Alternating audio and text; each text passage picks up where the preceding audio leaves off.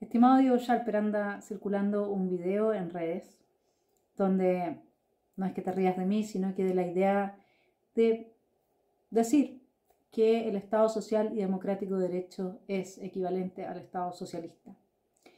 La risa no tiene nada de malo, porque siempre es un remedio para el alma, a menos que se trate de una estrategia para evitar fundamentar la propia posición y argumentar.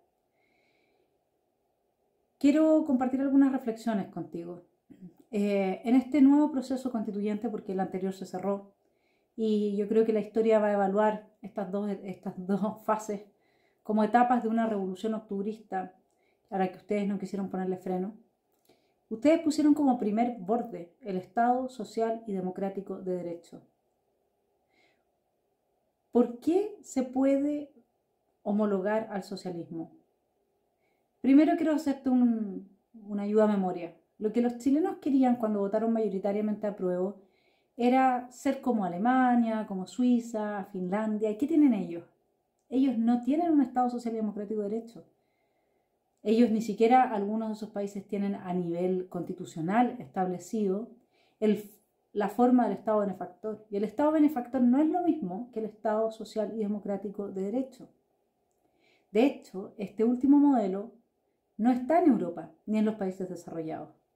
Diego, tú el Estado social y democrático de derecho lo encuentras en Venezuela, en Bolivia, en Colombia y en Ecuador. Y en todos esos países fue impuesto en el marco de procesos revolucionarios como lo está haciendo ahora en Chile.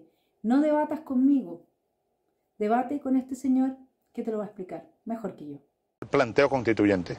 Y fíjate que no tiene que ver directamente con la apertura hacia el socialismo, pero sin ello no hubiéramos logrado, esta maravillosa constitución que, aunque no habla de socialismo, lo proclama. La categoría del socialismo, no es una palabra, tú decías, es una categoría. Un Estado social de derecho y de justicia no puede ser otro que un Estado socialista. Una sociedad justa, de iguales, como está dicho aquí 100 veces, no puede ser otra que una sociedad socialista. El gran acierto, el planteo constituyente. Un nuevo modelo de democracia. De democracia verdadera, profunda. ¿Qué le vas a decir a quienes votan por ti sobre este primer borde? Entiéndase bien, no existe en Europa el Estado social y democrático de derecho. Existe el Estado benefactor y hay diferencias siderales entre uno y el otro. Es cosa de revisar la bibliografía de la ciencia política desde la cual ha emergido esta idea y siempre además son autores de extrema izquierda los que las promueven. Por eso es que este es un modelo implementado en países que tienen estados socialistas hoy día. Podrás decir que tú piensas que en Chile se va a implementar de otra manera, como al estilo alemán, pero Diego, ¿qué dice la Constitución política de Alemania?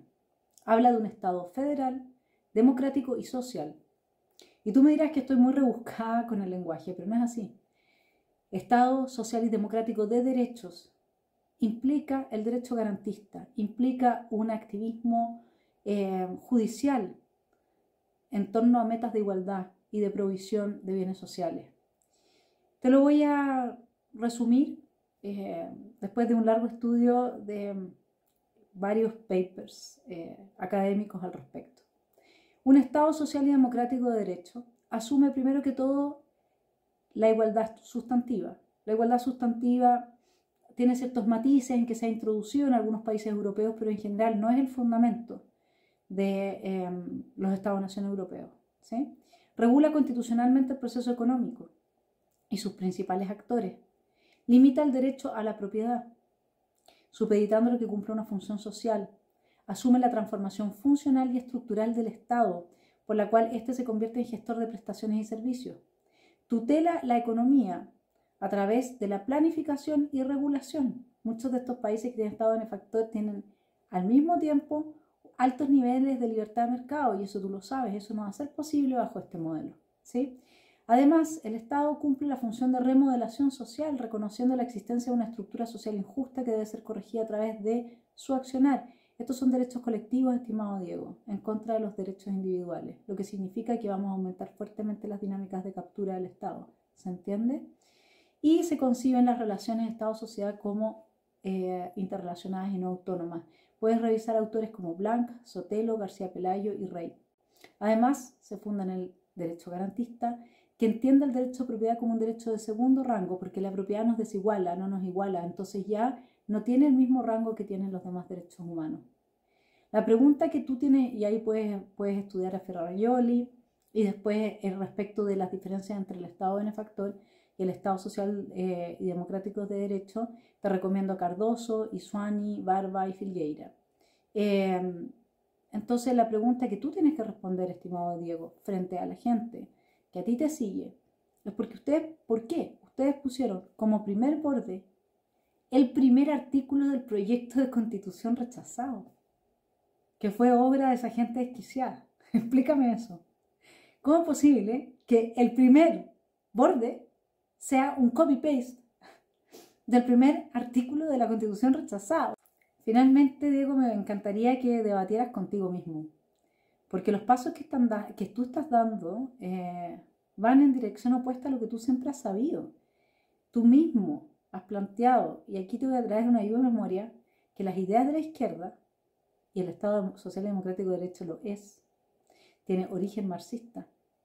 Incluso su ideólogo, que lo cita Pablo Ortúzar en su discusión conmigo, lo justifica, porque es una manera de resolver la lucha de clases.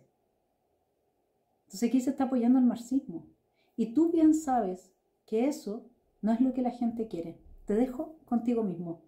Junto con eso, ciertos colectivos políticos extremos aprovechan esa coyuntura para, en definitiva, tratar de imponer sus agendas que por las urnas nunca las podrían imponer. Estas visiones extremas que muchas veces vemos expresadas en la violencia política no tienen respaldo electoral y por lo tanto aprovechan estas coyunturas para tratar de imponerse. ¿Tú sabías, Diego, que estas ideas no iban a poder imponerse democráticamente? ¿Qué fue lo que te pasó en el camino? ¿Quieres ser recordado como uno de los hombres que le dio vuelta a la espalda a Chile? Ahora ni siquiera tenemos un CERVEL autónomo, o sea, incluso eso lo cedieron o se les pasó nomás, fue un detalle. Mira, solo esta es una invitación, no te autoengañes más, esto no va a ser por el bien de nadie. Y si quieres un ejemplo a seguir, mira a Sergio Mico. Él tuvo el coraje de decir las cosas por su nombre. Quizás algún día tú también lo puedes hacer y entonces no va a caber la menor duda de que tus obras van a ser amores para nuestro querido Chile. No soy yo con la que tienes que debatir, estimado Diego. Hazlo contigo mismo. Y dale las explicaciones que merecen quienes te respetan y te siguen.